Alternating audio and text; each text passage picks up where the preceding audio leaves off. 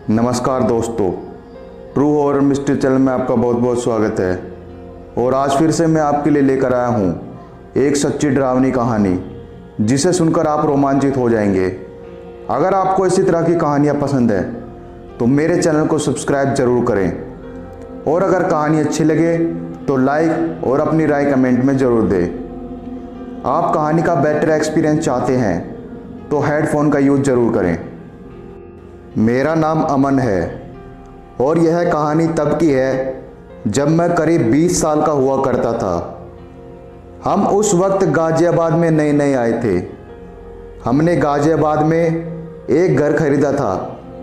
वह घर काफ़ी पुराना था, लेकिन क्योंकि हमारे परिवार की मौजूदा हालत अच्छी नहीं थी, इसलिए हमको मजबूरी में वही घर लेना पड़ा।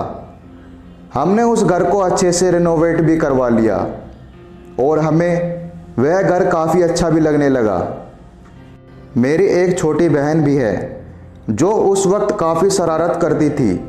वह पूरे घर में सभी जगहों पर कुछ ना कुछ ढूंढती रहती थी और सामानों को फैला दिया करती थी।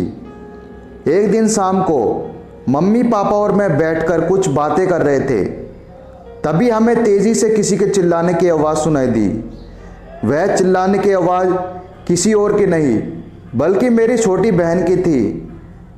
हम तुरंत उठे और जल्दी से स्टोर रूम की तरफ भागे। स्टोर रूम का दरवाज़ा खुला हुआ था और अंदर मेरी बहन बेहोश पड़ी थी। हमने उसको तुरंत उठाया और हॉस्पिटल ले गए। डॉक्टर ने उसको हॉस्पिटल में एडमिट करने के लिए बोला। वह काफ़ी सदमे में थी। अगले दिन उसको होश आया तो उसने हमको सारी बात बताई।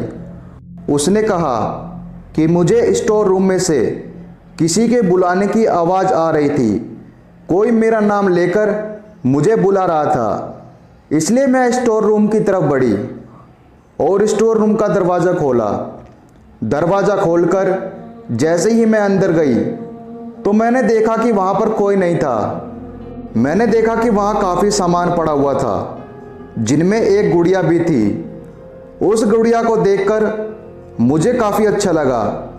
मैंने सोचा कि मैं उस गुड़िया को अपने साथ ले जाती हूँ और इसके साथ खेलूँगी।